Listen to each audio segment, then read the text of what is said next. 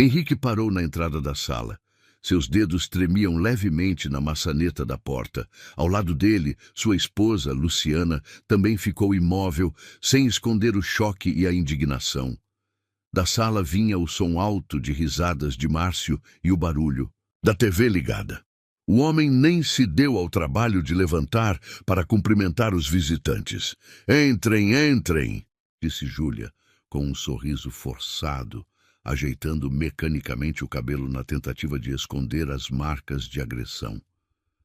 Sua voz soava alegre de um jeito artificial, como se nada tivesse acontecido, como se fosse apenas uma visita comum de familiares.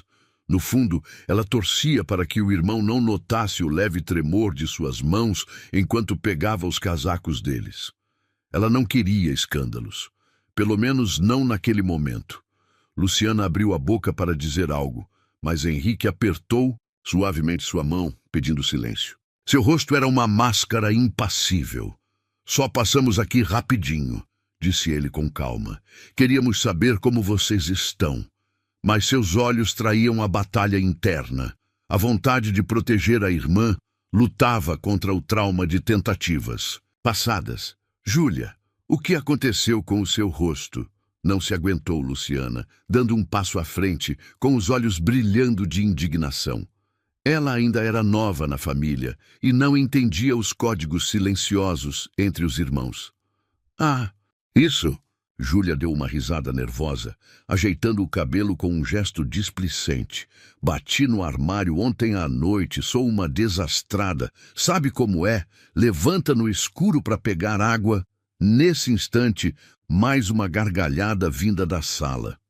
Márcio continuava vendo algum programa de comédia, totalmente alheio à situação. Henrique percebeu o leve estremecer da irmã ao ouvir a risada, como seus ombros se encolheram. Naquele instante, ela lhe pareceu frágil, indefesa, como quando eram crianças e ele a protegia dos valentões da rua. 7 anos atrás, ele já tinha visto aquele mesmo medo nos olhos dela. Era outro homem, outro apartamento, mas os hematomas eram iguais, as desculpas, as mesmas. Na época, ele interveio, tirou Júlia de lá, levou-a para sua casa. 1 mês depois, ela voltou para o agressor, acusando o irmão de destruir sua família. "Você acabou com o meu casamento", ela gritou. "Está com inveja da minha felicidade." Enquanto isso, Luciana insistia, determinada. "Isso não parece." "Acidente, Júlia. A gente pode conversar? Dá para ver que tem algo errado." "Querida, por favor." Henrique a interrompeu com firmeza, mas em tom calmo. "Acho melhor irmos." Júlia permaneceu de olhos baixos. Luciana olhava, sem entender, de um para o outro. Henrique continuava em silêncio. Um silêncio mais eloquente que qualquer palavra. Ao saírem do prédio, Luciana não aguentou mais e parou, virando-se bruscamente para o marido, com as mãos na cintura. "Você está falando sério? Simplesmente foi embora? Sua irmã está com um hematoma enorme no rosto e você finge que está tudo bem? Eu não te reconheço, Henrique." Ele caminhava em direção ao carro em silêncio, mas seus passos revelavam a tensão. Parecia que cada movimento pesava toneladas. Ele não queria aquela conversa, mas sabia que era inevitável. "Henrique, para. Eu estou falando com você." A esposa segurou a manga da jaqueta dele. "Me explica, por que você não fez nada?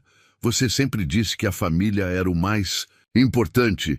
Ele se virou devagar com o rosto pesado de dor. "Você não entende", disse quase num sussurro. A dor em sua voz fez Luciana recuar um passo. "Claro que não entendo. Como alguém pode ignorar o que acabou de ver?" "Você viu o hematoma, viu que ela está com medo.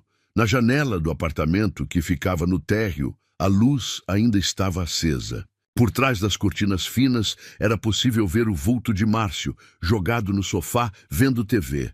Henrique cerrou os punhos com tanta força que as unhas se cravaram nas palmas. 7 anos atrás, começou ele, sem tirar os olhos da janela. A Júlia era casada com outro homem, Renato. Ele também a machucava, E muito. Tentei conversar com ele várias vezes, mas só piorava. Cada vez que eu me metia, ele ficava mais violento. Luciana o ouvia em silêncio. O tom indignado deu lugar a uma atenção preocupada. Nunca tinha ouvido essa história. O marido sempre evitava falar sobre o primeiro casamento da irmã. Uma noite ela me ligou, desesperada. Corri até lá, ela estava cheia de hematomas, 2 ossos quebrados. Levei para minha casa, consegui um bom advogado, ajudei com o divórcio. E depois, perguntou a esposa em voz baixa, embora já soubesse a resposta. Ela voltou para ele. Disse que eu estraguei tudo, que me intrometi, que ele a amava e que só tinha perdido o controle. Me chamou de egoísta, invejoso. E eu só queria ajudar. Uma vizinha saiu do prédio com um cachorro. Ao ver o casal parado na calçada, cumprimentou, com um aceno constrangido, e apressou o passo, percebendo o clima tenso. O som dos saltos ecoou na calçada, rompendo o silêncio da noite. Sabe o que foi mais difícil? Henrique continuou após uma pausa. Não foi ela ter voltado. Foi ver os novos hematomas uma semana depois. E ela, de novo, inventando desculpas, dizendo que era culpa dela, que provocou, que se eu não tivesse me metido, nada disso teria acontecido. Mas agora é diferente, tentou argumentar Luciana. É outro homem. O Márcio parecia uma boa pessoa. Não é diferente. Ele balançou a cabeça com tristeza. A situação é a mesma. E se eu intervir de novo, tudo vai se repetir. Ela precisa querer sair disso. Precisa decidir por ela mesma. Senão é inútil. Na janela surgiu a silhueta de Júlia. Ela olhava para fora, mas na escuridão dificilmente conseguiria vê-los. Poucos segundos depois, a luz se apagou. Sabe, disse Luciana baixinho, às vezes a pessoa só precisa de uma ajuda para tomar a decisão certa. Precisa ver que existe uma saída, que não está sozinha. Talvez dessa vez tudo seja diferente. Eu sinto isso. Confia na minha intuição feminina. Henrique olhou com atenção para a esposa. Em seus olhos surgiu algo parecido com esperança, misturada com medo. Ele ainda se lembrava bem de como terminou sua última tentativa de ajudar. No carro, os dois seguiam em silêncio. A esposa olhava pela janela, onde as ruas noturnas passavam, uma após a outra. O homem apertava firme o volante, de tempos em tempos olhando pelo retrovisor, como se esperasse ver ali o vulto da irmã. Sua mente voltava, sem parar, àquela cena no corredor, o momento em que viu aquela mancha horrível no rosto dela. "Você se lembra do nosso sítio?" perguntou Helena de repente. "Aquele em Lago Azul. A gente esteve lá no mês passado. Lembra como foi bom?" O marido assentiu, sem entender muito bem onde ela queria chegar. Continuava mergulhado em seus pensamentos. Ninguém está usando o sítio agora. É um lugar tranquilo, sem vizinhos por perto. Ela fez uma pausa, deixando as palavras ecoarem no silêncio. "E fica só a 1 hora da cidade. Você vai começar com isso de novo? Eu já disse que não vou ajudar a minha irmã. Se ela quiser se salvar, que se salve sozinha. Já te expliquei, não quero passar por tudo aquilo de novo. Rick, escuta." Ela virou-se completamente em sua direção. "Eu não estou dizendo para você resgatar ela à força, só oferecer uma opção, uma saída. Deixar com ela a chave do sítio, sem pressão, sem exigência. Apenas mostrar que ela tem para onde ir, caso queira. Por favor." O carro parou no sinal vermelho. A luz banhou o interior do veículo, dando ao momento um ar de intimidade tensa. "Você não entende", murmurou o homem exausto. "É como oferecer reabilitação a um dependente. Se a pessoa não quiser de verdade, é inútil. Eu já tentei antes. E você tem certeza de que ela não quer? Porque eu, sinceramente, não tenho. Aliás, tenho certeza do contrário. Ela quer sim ser salva. Você viu o olhar da sua irmã hoje? Ela está como presa numa gaiola, Rick. E talvez ela só precise saber que a porta está aberta, que tem uma saída, que existem pessoas dispostas a apoiá-la. Ficar preso ao que deu errado no passado não é justo, nem com ela, nem com você. O sinal ficou verde, mas Henrique não saiu do lugar. Atrás, alguém buzinou, impaciente. Ele parecia petrificado, absorvendo as palavras da esposa. Eu vou até ela amanhã, e ninguém vai me impedir, disse Helena com firmeza. Se você não quiser ir comigo, eu vou sozinha. Vou entregar a chave e avisar que o sítio está à disposição dela. E quer saber, mesmo que a Júlia recuse, mesmo que tudo se repita, pelo menos eu vou saber que tentei, que não virei as costas como você fez. O marido permaneceu em silêncio, pisando no acelerador como se fosse no automático. Sabe o que é o mais assustador? Murmurou ele de repente. Quando eu vejo os hematomas no rosto dela, me sinto cúmplice, como se eu mesmo tivesse batido nela, com meu silêncio, com a minha omissão. A mulher colocou a mão no ombro dele. Queria dizer algo, mas as palavras pareceram desnecessárias. Às vezes, um simples toque diz mais que um discurso inteiro. De repente, Henrique virou o carro em uma rua deserta. Para onde estamos indo? Perguntou Helena, embora já soubesse a resposta. Na casa da minha mãe, pegar a chave do sítio. Mas tem uma condição. Eu só vou deixar a chave e sair. Sem insistências, sem pressões. Ela que decida. Claro, respondeu a esposa, escondendo um sorriso satisfeito. Só a chave e um bilhete com o endereço. 3 semanas depois, Márcio acordou com o barulho de uma porta batendo. Piscou os olhos com dificuldade e olhou o relógio. Eram cerca de 11 da manhã. A TV ainda estava ligada, exibindo algum programa matinal. Ele tinha adormecido na poltrona, ainda com as roupas do dia anterior. A boca seca denunciava o álcool da noite passada. Júlia, o café está pronto? Minha cabeça está estourando. O silêncio não o incomodou. Talvez a esposa tivesse saído para fazer compras ou ainda estivesse magoada com a discussão da noite anterior. Ah, besteira!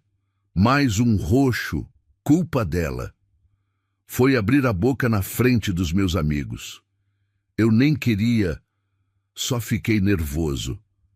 Ela conhece meu jeito. De repente a campainha tocou. Márcio fez uma careta irritado, mas foi atender. Na porta estava a última pessoa que ele queria ver, a esposa do cunhado. Logo hoje, Helena. Tentou sorrir forçado. A Júlia não tá em casa. Eu sei, respondeu ela séria. Vim falar com você, Márcio. É importante. Algo no tom dela incomodou profundamente o homem. Ela o encarava com uma firmeza fria que o fez arrepiar. Posso entrar? Vai ser rápido, prometo. Mas é sério. Márcio deu um passo para trás, deixando a cunhada entrar. Foi então que percebeu um bilhete sobre a mesa da cozinha. Helena percebeu o olhar dele imediatamente. Sim, a Júlia foi embora. Para sempre, disse ela num tom quase casual, como quem comenta sobre o clima. E quero que você saiba, se tentar procurá-la, se ousar tocar um dedo nela... O que você está dizendo? Rosnou Márcio, avançando tentando intimidá-la, com sua altura e presença. Era uma tática que sempre funcionava, principalmente com mulheres, mas Helena não se moveu. Em vez disso, tirou o celular do bolso e mostrou a tela. Na foto, seu punho erguido sobre uma Júlia encolhida, acuada. A imagem, claramente tirada por uma janela, era nítida, cada detalhe visível. Eu tenho mais, tenho vídeos, tenho testemunhos de vizinhos. Passei 3 semanas reunindo provas. Enquanto você achava que tudo ia ficar por isso mesmo, eu documentei cada grito, cada soco. Márcio tremia de raiva. Nunca imaginou que alguém teria a ousadia. Você não tem esse direito. Isso é da minha vida pessoal. Temos sim, interrompeu Helena com calma. E o boletim de ocorrência já está pronto. Ele será entregue à polícia se você tentar procurar a Júlia. E mais, essas fotos vão parar nas mãos de todos os seus chefes e colegas. Acha que eles vão querer continuar lidando com alguém como você? O que será que seu chefe vai dizer? E seus clientes? Mulher falava baixo, mas cada palavra acertava Márcio como uma flecha. Ele se deixou cair sobre a mesa, sentindo o suor frio escorrer pela testa. Pela primeira vez na vida sentia-se encurralado. Onde ela está? Murmurou sem levantar os olhos. Em um lugar seguro. E vai continuar lá o tempo que quiser.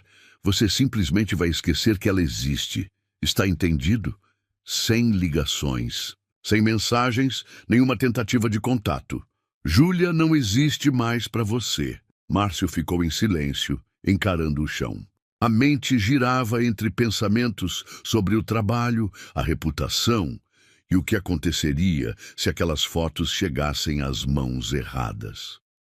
Helena se dirigiu à porta, mas parou antes de sair. E Márcio, se acontecer qualquer coisa com a Júlia, qualquer coisa mesmo, eu saberei exatamente quem culpar. E acredite, as fotos serão o menor dos seus problemas. Tenho contatos no Ministério Público. Eles vão adorar conhecer sua história. Tenha um bom dia. 2 meses se passaram. O chalé no campo, rodeado por folhas secas de outono, parecia incrivelmente acolhedor sob a luz suave do pôr do sol. Júlia estava sentada na varanda, enrolada em uma manta, observando o vento brincar com as folhas caídas.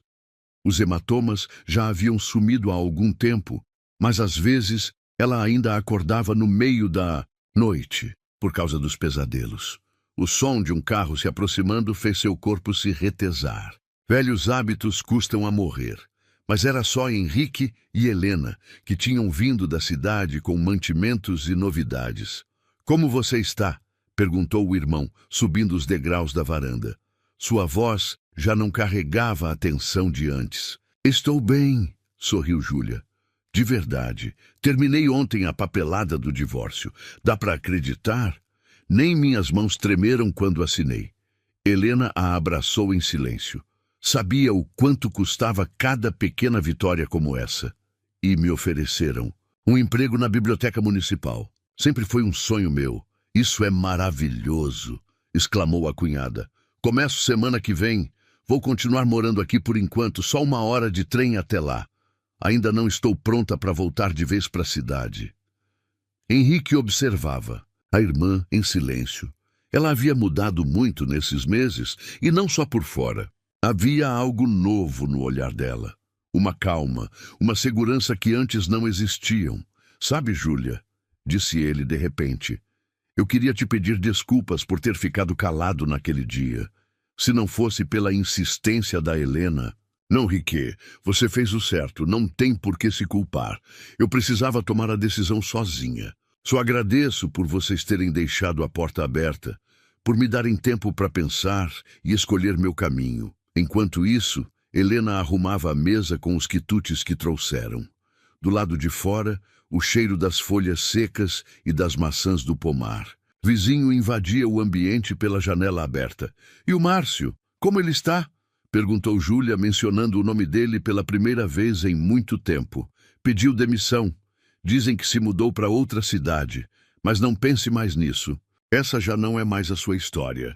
Júlia assentiu. Sabia que o medo ainda viveria dentro dela por muito tempo, escondido em algum lugar profundo. Sabia também que teria que aprender a confiar, a amar e a viver novamente. Mas agora ela tinha tempo. E tinha o apoio de pessoas que a amavam. Sabe, disse ela enquanto servia o chá, comecei a escrever só para mim, sobre tudo o que vivi. Quem sabe um dia isso possa ajudar alguém. Henrique olhou para a irmã com ternura. Seus olhos se encheram de lágrimas. Ele se lembrou da noite em que foram buscar as chaves do chalé. Naquela época, tinha medo até de ter esperança. Mas agora... Vendo Júlia tão transformada, ele entendia. Às vezes, tudo o que alguém precisa é que deixem a porta aberta. O dia se despedia lentamente do outro lado da janela, pintando o céu de tons avermelhados. Um trovão ecoou ao longe, uma tempestade se aproximava, mas ali, na varanda do velho chalé, havia calor e aconchego. Pela primeira vez em muito tempo, os 3 sentiam que tudo ficaria bem. Vamos passar a noite aqui, disse Henrique. Claro, respondeu Júlia com um sorriso alegre. Acabei de assar uma torta. Helena sorriu discretamente. Às vezes, a salvação não vem com palavras grandiosas nem ações heróicas, mas com apoio silencioso e paciência. O mais importante é não fechar a porta. Agora me diz, você acredita que oferecer ajuda sem pressionar pode realmente salvar alguém em um relacionamento abusivo? Até que ponto vale a pena insistir em ajudar quem não está pronto para ser ajudado? Escreve aqui nos comentários. De 0 a 10, qual a sua nota para essa história? Quero muito saber. Se você gostou do vídeo, já clica em gostei. E não se esquece de se inscrever no canal. Assim você não perde nenhuma história emocionante que postamos diariamente aqui no canal. Um beijo e até breve. Juro que o ar estava diferente naquela manhã. Estava parado, como se algo pesado estivesse pairando sobre a sala, e nenhum de nós conseguisse dizer o que era em voz alta. A árvore de Natal tremeluzia suavemente no canto, cintilando com os mesmos enfeites cansados que usávamos há décadas. A lareira crepitava, como sempre fazia, e o cheiro de rolinhos de canela vinha da cozinha. Mas, por baixo de todo aquele calor, havia um frio que não tinha nada a ver com o clima lá fora. Era o tipo de frio que vem de saber que você está prestes a ser lembrado de seu lugar na hierarquia familiar. Minha mãe estava lá, em seu hobby de veludo vermelho, sorrindo como se tivesse ganhado na maldita loteria. Seus olhos brilhavam de orgulho quando ela entregou à minha irmã, Rayane, uma pequena caixa embrulhada em papel alumínio e amarrada com uma delicada fita de cetim. Observei Rayane descascar o papel com aquelas unhas perfeitamente cuidadas, sua boca já se formando em um exagerado "oh meu Deus", antes mesmo de ver o que tinha dentro. Ela sempre fazia isso. Colocava uma pequena performance, como se estivéssemos em algum filme cafona da Hallmark e as câmeras estivessem gravando. Então ela abriu. Dentro havia uma chave. Uma simples chave prateada, aninhada em uma caixa forrada de veludo. Os olhos de Rayane se arregalaram, como se ela tivesse acabado de receber as chaves do reino. E de certa forma ela tinha, porque aquela chave não abria uma caixa de joias ou um carro novo estacionado na garagem. Ela abria a porta da frente de uma casa inteira. Nós compramos uma casa para ela. Mamãe disse, a voz embargada de orgulho, como se tivesse acabado de anunciar que Rayane havia curado o câncer ou escalado o Monte Everest descalça. Meu estômago revirou. Olhei para meu pai, que assentiu em concordância solene, como se fosse uma passagem sagrada de família. Rayane gritou, jogando os braços em volta dos dois e repetindo, "Obrigada!", várias vezes como um brinquedo de corda. "Você vai entender um dia", mamãe disse, virando-se para mim com um sorriso suave e condescendente, que fez minha pele arrepiar. Sorri de volta. Não porque estava feliz, não porque entendia, mas porque aprendi há muito tempo que nesta família o silêncio era mais seguro do que a honestidade. Meu próprio presente ainda estava no meu colo. Um envelope fino, simples e nada impressionante. Papai me deu logo após o grande momento de Rayane, quase como uma reflexão tardia. Sem aplausos, sem pausa, sem cerimônia. Apenas um silêncio, como se ele estivesse me entregando uma conta de luz. Eu podia sentir meu coração batendo nos ouvidos enquanto deslizava o dedo sob o selo, puxando cuidadosamente uma única folha de papel. Não olhei para ela imediatamente. Apenas encarei aquele maldito envelope em minhas mãos, me perguntando que tipo de mensagem eles achavam que isso enviaria. Que tipo de filha eles achavam que eu era? Que tipo de pessoa acreditavam que eu havia me tornado? Mas, antes mesmo de ler o que estava escrito na página, minha mente escapou de volta para centenas de outros momentos como este. De volta aos aniversários em que Rayane ganhava bolsas de grife, enquanto eu ganhava o que estava em liquidação. De volta aos jantares em que minhas opiniões eram recebidas com silêncio, enquanto cada anedota idiota de Rayane era celebrada, com risos e aplausos. De volta à época em que ganhei uma bolsa integral, e ninguém apareceu na cerimônia de premiação, porque Rayane tinha um recital de dança na mesma noite. Eu costumava pensar que era tudo coisa da minha cabeça. que talvez eu estivesse apenas sendo sensível ou amarga. Mas momentos como esse, em que deram a Rayane uma casa inteira como se não fosse nada e me entregaram uma única folha de papel, eu sabia melhor. Eu sabia exatamente onde estava nesta família. Eu sabia exatamente o quão pequena eles achavam que eu era.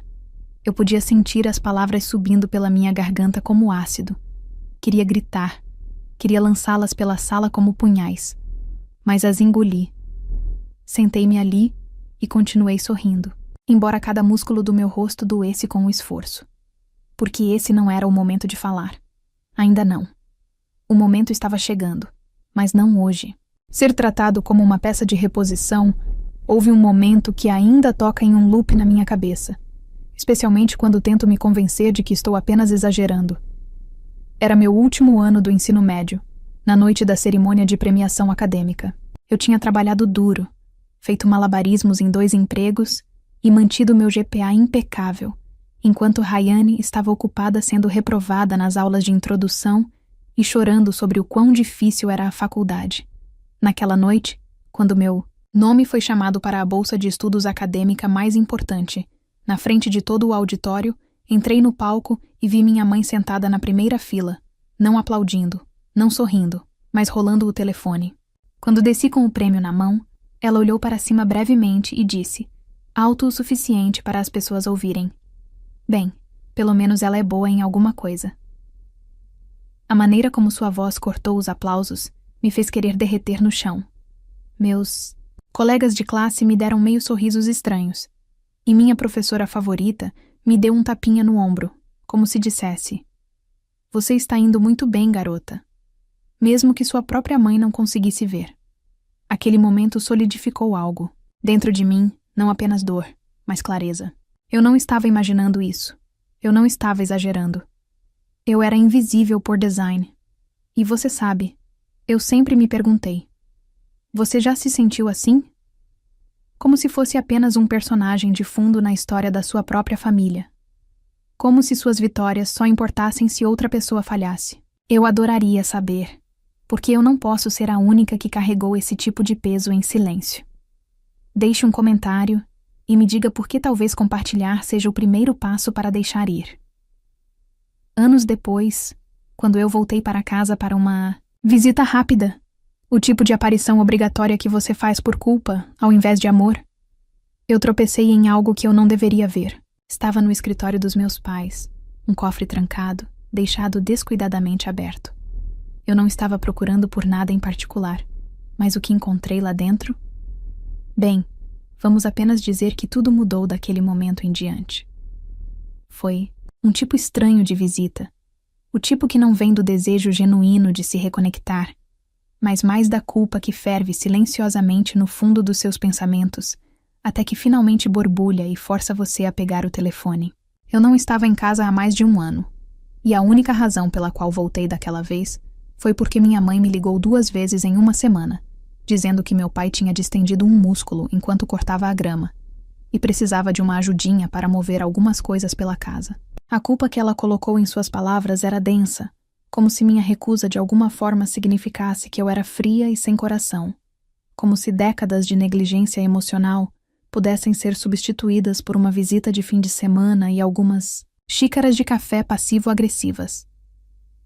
Cheguei em uma tarde de sexta-feira, a entrada da garagem ladeada por aquelas mesmas sebes bem aparadas que meu pai mantinha obsessivamente, como se fossem da realeza.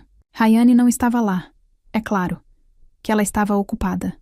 Ou pelo menos essa foi a desculpa que mamãe deu, com um suspiro e uma pitada de decepção, como se a ausência de Rayane devesse de alguma forma ser um reflexo de mim.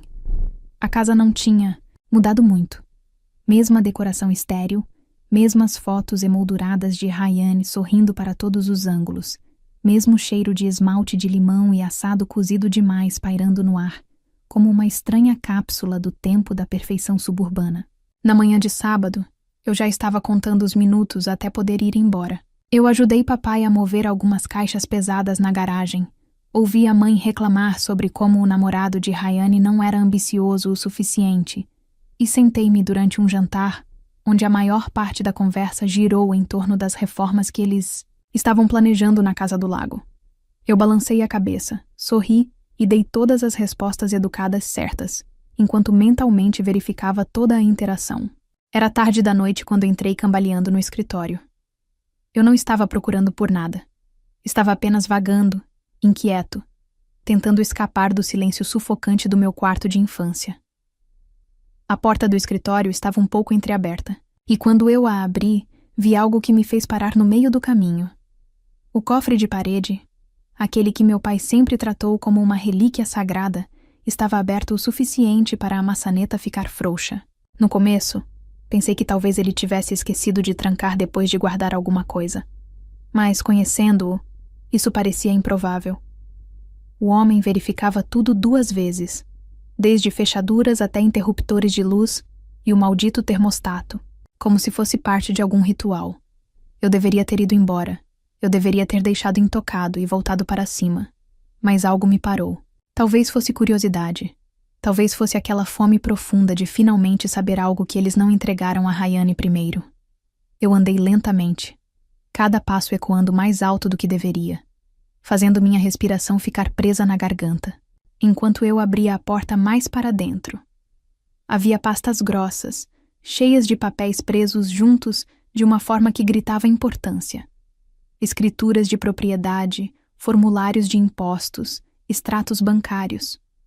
Alguns deles eram papéis familiares, que eu esperava ver, como documentos vinculados à nossa antiga casa de família, ou contas que eu os ouvi mencionar de passagem. Mas então havia outra coisa. Um envelope escondido sob uma pilha de pastas de papel manilha, selado, mas sem identificação, exceto por uma pequena nota escrita à mão na frente, nas inconfundíveis letras maiúsculas do papai. Para ser aberta, após a morte. Eu não deveria ter aberto, mas abri. Dentro, havia uma cópia de um testamento. Não aquele que eu tinha visto anos atrás, quando papai fez um grande show ao redigir documentos e alegar que tudo estava sendo dividido de forma justa. Não, isso era diferente. Esta versão tinha meu nome listado primeiro, não o de Rayane. E não apenas como um igual beneficiário. Meu nome estava vinculado a algo muito maior. Uma propriedade que eu nunca tinha ouvido falar antes. Uma que aparentemente tinha sido comprada em meu nome anos antes. Não foi apenas um presente ou algum erro aleatório. Foi deliberadamente documentado e arquivado legalmente. Meu pulso estava batendo tão forte que eu mal conseguia ouvir o zumbido baixo da luminária de mesa. Eu li cada linha 3 vezes, procurando por uma explicação que nunca veio. Por que meu pai compraria uma propriedade em meu nome sem nunca me dizer? Por que escondê-la, trancada em um cofre, como um segredo sujo? Minha mente correu, tentando juntar qualquer pista possível de anos passados que pudesse explicar o que eu estava segurando em minhas mãos. Passei o resto daquela noite vasculhando o cofre, cada papel parecendo mais pesado que os últimos extratos bancários que não faziam sentido, transferências que não combinavam com a narrativa da família e um documento em particular, um formulário de autorização atribuído com minha assinatura falsificada, datado de 2 anos antes. Aquele fez minhas mãos ficarem geladas. Alguém tinha usado meu nome, minha identidade, para mover dinheiro. E com base nos detalhes que aconteceram mais de uma vez, eu não os confrontei naquele fim de semana. Eu não disse uma palavra no café da manhã na manhã seguinte. Eu simplesmente arrumei minhas coisas e fui embora antes do meio-dia, alegando obrigações de trabalho. Mas no momento em que voltei para meu apartamento, eu comecei a cavar. Eu puxei relatórios de crédito, contatei um amigo advogado e comecei a desvendar as camadas de transações financeiras que eu nunca soubera que existiam, silenciosamente, cuidadosamente. Eu não queria levantar suspeitas, ainda não. O que eu descobri nos próximos meses foi algo que eu não estava preparada para: uma intrincada rede de decisões financeiras, transferências de propriedade e abrigos fiscais que apontavam para meus pais. Mas a parte mais impressionante era que, no papel, eu possuía mais do que eu jamais imaginei. Contas imobiliárias, investimentos, todos conectados a mim. E ainda assim, eles nunca disseram uma palavra. E a parte mais louca? Eles ainda não sabem. Eu sei que há um tipo muito particular de raiva que vive sob a pele, silenciosa e controlada, como uma queimadura lenta, com a qual você aprende a conviver, até que um dia você percebe que está cozinhando nela por anos, sem nunca perceber o quão quente ficou. Foi o que senti depois de descobrir o quão profundamente meus pais enterraram a verdade. O quanto do meu nome e identidade estavam ligados a coisas que eles nunca pretenderam que eu entendesse, muito menos me beneficiasse. E não era apenas o engano, era a presunção, a suposição de que eu continuaria desempenhando meu papel para sempre, sorrindo educadamente enquanto eles entregavam a Rayane a coroa repetidamente, como se fosse seu direito de nascença. Então, eu fiz o que qualquer mulher que foi subestimada por muito tempo eventualmente faz. Eu comecei a planejar. Eu embrulhei o envelope em uma caixa branca simples, sem fita, sem glitter, sem distrações. Apenas a verdade, sentada silenciosamente sob a árvore como uma bomba relógio. E conforme os dias se aproximavam do Natal, eu ensaiava meu silêncio. Eu pratiquei meu sorriso. Eu me lembrei que eu não precisava gritar, não precisava discutir, nem mesmo explicar. Minha vingança seria entregue com equilíbrio, precisão e uma única revelação bem cronometrada. Porque se eles achavam que eu ficaria sentada durante outro Natal, fingindo que estava tudo bem, sorrindo durante mais um brinde ao sucesso de Rayane, enquanto eles me jogavam restos e chamavam isso de amor, bem, então eles estavam prestes a aprender quem eu realmente sou. A manhã de Natal sempre seguiu o mesmo roteiro cansado em nossa casa.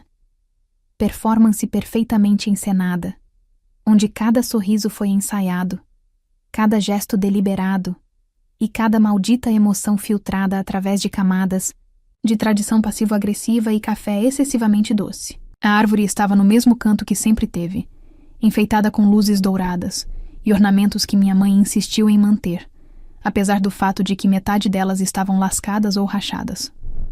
O fogo crepitava, os rolinhos de canela queimavam levemente nas bordas e o cheiro de alegria falsa enchia a sala como uma névoa invisível. Ninguém ousava comentar sobre isso. Era o tipo de manhã de feriado que parecia perfeita de fora, como um globo de neve que você orgulhosamente exibiria em uma prateleira. Mas dentro do vidro, o ar estava duro e amargo, e cada palavra estava a um sopro de se quebrar em algo afiado. Eu sentei na mesma poltrona gasta que eu ocupava todos os anos desde os meus 16 anos. A única diferença agora era a raiva silenciosa que zumbia sob minha pele, como uma velha ferida que nunca cicatrizou completamente. Meus presentes, cuidadosamente embrulhados, estavam no meu colo. Caixa branca lisa, cantos limpos, sem laço, sem frescuras, apenas uma caixa esperando pacientemente, enquanto Rayane gritava de excitação sobre sua nova bolsa de grife, efusivamente, sobre como ela combinava com os sapatos que ela tinha acabado de desembrulhar. Meus pais olharam para ela com aquele olhar familiar de orgulho e indulgência, o mesmo que eu costumava perseguir, até que percebi que eles nunca iriam mirar na minha direção, não importa o que eu fizesse. E então chegou o momento, aquele que eu estava esperando com uma paciência que eu não sabia que tinha. Não uma birra, não uma explosão emocional que eles poderiam considerar uma reação exagerada. Não. Eu planejei algo melhor. Algo que eles não veriam chegando até que fosse tarde demais. A vingança, afinal, não precisa ser alta para ser devastadora. Só precisa ser precisa. Comecei entrando em contato com um amigo advogado em quem eu confiava completamente, alguém que não vacilaria quando eu entregasse uma pilha de documentos e pedisse que me ajudasse a entender todos os ângulos legais. Nós vasculhamos tudo: títulos de propriedade falsificados, assinaturas, transferências de ativos e aquelas estranhas autorizações bancárias. Descobriu-se que o que tinha começado como uma curiosidade silenciosa estava agora tomando forma como algo muito maior. Uma oportunidade de retomar o controle, sem nunca precisar levantar minha voz. A casa da qual eles adoram se gabar, a casa do lago, da família que eles estavam reformando há anos, aquela que eles sempre chamaram de nosso legado, tinha sido hipotecada em segredo para financiar a startup fracassada de Rayane, 3 anos atrás. Meu pai deve ter pensado que poderia limpar a bagunça antes que alguém percebesse, mas ele atrasou nos pagamentos, e o banco já havia agendado um leilão discreto. Foi aí que ficou interessante, porque eu comprei discretamente, legalmente, por meio de uma conta separada e um agente terceirizado. Eu garantia a escritura sem nunca usar meu próprio nome diretamente. Levou algumas semanas para orquestrar, mas uma vez que foi feito, a satisfação foi indescritível. Eu não era apenas dona da preciosa casa do lago deles. Agora eu sou dona da única coisa que eles nunca imaginaram que perderiam. Enquanto isso, a vida em casa continuou como sempre. Minha mãe continuou ligando para perguntar se eu tivesse encontrado um emprego melhor, ainda com sua voz pingando com aquela mistura melosa de preocupação e condescendência que somente mães como ela podem aperfeiçoar. Meu pai ocasionalmente encaminhava ofertas de emprego para meu e-mail, com linhas de assunto como: pensei que isso poderia ser mais sua praia. E Rayane, abençoe seu pequeno coração, alheia, continuava enviando mensagens de texto para grupos, familiares sobre suas últimas realizações. Como ela conseguiu uma promoção, como ela poderia começar um podcast, como seu namorado a estava levando para Maui para o ano novo. Cada mensagem, um lembrete de que ela ainda era a escolhida deles, uma estrela, sua criança de ouro. Eu não respondi à maioria delas. Fiquei quieta, fiz minha parte, acenei no telefone e sorri durante os jantares, porque às vezes o silêncio é a arma mais afiada. E a cada dia que passava, cada comentário passivo-agressivo e elogio indireto que eles jogavam em minha direção só colocava lenha na fogueira que eu estava construindo em segundo plano. Quando dezembro chegou, comecei a preparar meu toque. Final, um presente que não pareceria nada à primeira vista, mas que desvendaria tudo no momento em que o abrissem. Eu tinha um envelope feito de papel grosso marfim, com uma borda delicada em relevo, do tipo que parece elegante o suficiente para distrair da faca escondida dentro daquele envelope. Coloquei uma única carta autenticada, curta, direta e legalmente vinculativa. Explicava, em linguagem simples e profissional, que a escritura da Casa do Lago estava agora em meu nome, totalmente paga, totalmente possuída e não mais disponível para uso compartilhado. Não havia espaço para interpretação, nenhuma brecha, nenhuma misericórdia. Mas eu não parei por aí. Incluí um segundo documento, uma cópia digitalizada da assinatura falsificada, com uma nota destacada do meu advogado explicando as ramificações legais da fraude de identidade, caso eu decida prosseguir com isso. Eu não iria processá-los. Ainda não, de qualquer forma. Eu só queria que eles soubessem que eu poderia, que eu tinha o poder. Agora, aqueles anos sendo ignorada, rejeitada e subestimada, finalmente chegaram ao fim. Devastação silenciosa e rastejante foi quando a peça final se encaixou. Quando mamãe finalmente percebeu que algo estava acontecendo pelas costas dela o tempo todo. Porque não era apenas o fato de que agora eu sou dona da preciosa casa de aposentadoria deles, era o fato de que papai tinha guardado um segredo dela. Um segredo que começou anos atrás, quando ele hipotecou a Casa do Lago sem contar a ninguém, provavelmente pensando que poderia limpar a bagunça antes que ela chegasse à superfície. Mas ele não fez. O banco se moveu mais rápido do que ele esperava. A propriedade entrou em silencioso leilão. E quando alguém percebeu, já era tarde demais. E eu estava esperando, observando, pronta. Rayane, abençoe seu pequeno coração, sem noção, olhou ao redor da sala como se alguém tivesse começado a falar em uma língua estrangeira. Ela segurou sua bolsa nova perto do peito e piscou rapidamente, sem saber se deveria dizer algo ou apenas ficar quieta. Pela primeira vez, na vida, ela escolheu a última opção. Meu pai ainda não tinha falado. Ele apenas ficou sentado lá, segurando os documentos. Suas mãos não tremiam mais, mas estavam completamente paradas agora, como se a gravidade do que tinha acontecido tivesse finalmente se acomodado em seus ossos. Minha mãe se levantou abruptamente e deu um passo para longe dele, seus olhos arregalados, com a realização, sua respiração presa na garganta como uma mulher que tinha acabado de ser esbofeteada por uma verdade muito pesada para suportar. E então ela quebrou. Seus ombros desabaram para dentro. Sua voz falhou em uma pergunta meio sussurrada, que eu não conseguia entender. E pela primeira vez na minha vida, eu a vi como algo diferente de intocável. Frágil, confusa, traída pelo homem que ela pensava que entendia. Eu não me movi, não ofereci conforto ou explicação. Eu apenas sentei lá em silêncio, deixando o peso da minha vingança se instalar no quarto como uma nuvem de tempestade finalmente pronta para chover. Porque isso não era apenas sobre propriedade, era sobre poder. E pela primeira vez, isso me pertencia. O silêncio no quarto era tão denso que parecia um peso pressionando contra meu peito, grosso e imóvel, como se o ar tivesse se transformado em xarope e ninguém pudesse respirar através dele. Minha mãe ainda estava de pé, sua expressão em algum lugar entre traição e descrença, enquanto meu pai sentou-se curvado, como um homem que tinha acabado de ver todo o seu castelo de cartas desabar em câmera lenta. Rayane não disse uma única palavra, segurando sua bolsa como se de alguma forma pudesse protegê-la das consequências, agora se desenrolando diante de seus olhos. Ninguém se moveu, ninguém falou, e naquela pausa pesada, eu percebi algo que não tinha entendido completamente até aquele exato momento. Esta não era mais apenas uma história de vingança. Era um acerto de contas. Levantei-me lentamente, alisei a bainha do meu suéter com calma deliberada e disse as palavras que tenho certeza que ecoarão em suas cabeças muito depois de eu ter ido. Obrigado pelo café da manhã? Eu disse, minha voz leve, mas firme, como se nada fora do comum tivesse acontecido, como se eu não tivesse acabado de detonar uma granada bem no meio da manhã perfeita de férias deles. Ninguém respondeu, nem mesmo um aceno, nem mesmo uma piscada. E aquele silêncio, aquela boca de olhos arregalados ligeiramente aberta, o silêncio era mais satisfatório do que qualquer discussão ou confronto poderia ter sido.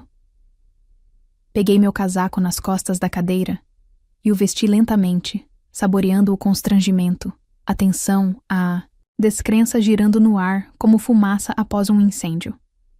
Eu não me expliquei mais. Eu não ofereci desculpas ou justificativas. Eu não dei a eles uma última chance de distorcer sua narrativa ou minimizar o que eles fizeram. Eu já tinha dito tudo o que precisava ser dito, não com palavras, mas com ação. E ação, nesta família, sempre foi mais alta do que qualquer outra coisa. Quando cheguei à porta da frente, eu me virei para trás por um momento. Não porque eu queria um momento de grande final. Não porque eu queria me gabar, mas porque eu queria ver os rostos deles uma última vez, com todo o peso da realidade finalmente se estabelecendo. E só para ficarmos claros, eu disse, meus olhos se movendo lentamente entre cada um deles.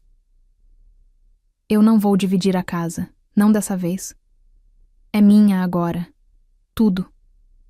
E eu acho que está na hora de começar a fazer coisas por mim. Houve uma gota de silêncio.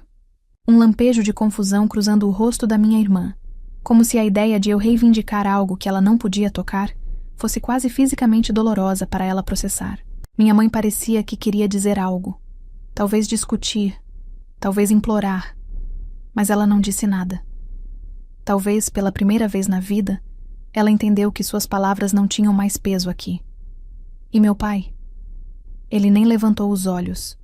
Ele apenas continuou olhando para o documento em suas mãos, como se ele olhasse por tempo suficiente e a tinta pudesse se reorganizar, lhe dando uma segunda chance. Mas não havia mais segundas chances. Eu saí, fechando a porta atrás de mim com um clique silencioso que, de alguma forma, pareceu mais poderoso do que 1000 portas batidas. O ar frio me atingiu como um vento purificador, afiado e honesto, e pela primeira vez em anos, eu senti algo que quase se assemelhava à paz. Não alegria, não vitória, mas algo mais silencioso. Uma sensação inabalável de que eu finalmente tinha recuperado o que eles passaram anos roubando. Paz por paz. Minha voz, meu espaço, minha dignidade. Quando cheguei ao carro, minhas mãos tremiam levemente, não de nervosismo, mas de alívio. O tipo de alívio que você sente depois de prender a respiração por muito tempo e finalmente soltá-la em uma longa e dolorosa expiração. Eu não olhei para trás. Eu não precisava. O que quer que ainda estivesse acontecendo atrás daquelas paredes não era minha preocupação. Não era mais. Eu tinha entregado minha verdade e a deixei sentada em sua mesa de jantar perfeitamente polida, como um espelho que eles não podiam evitar. Mais tarde naquela noite, eu sentei na casa do lago, enrolada em uma velha poltrona perto da janela, envolta em um cobertor que cheirava levemente a cedro e poeira. A neve começou a cair suavemente, flocos macios flutuando pela superfície congelada do lago. E o mundo lá fora estava silencioso, do jeito que só o inverno sabe ser. Eu tomei meu café lentamente, deixando o calor preencher os espaços vazios que viviam em meu peito por muitos anos. Era estranho como a casa estava quieta, sem vozes, sem tensão, sem ninguém tentando ofuscar outra pessoa ou competir por migalhas de aprovação. Pensei em ligar para um amigo, talvez contar a história, toda em um monólogo dramático regado a vinho, mas não fiz. Algumas histórias não precisam de testemunhas. Algumas vitórias não precisam de aplausos. Eu não sabia se eles iriam entrar em contato, se eles tentariam explicar ou justificar, ou fingir que nada tinha acontecido.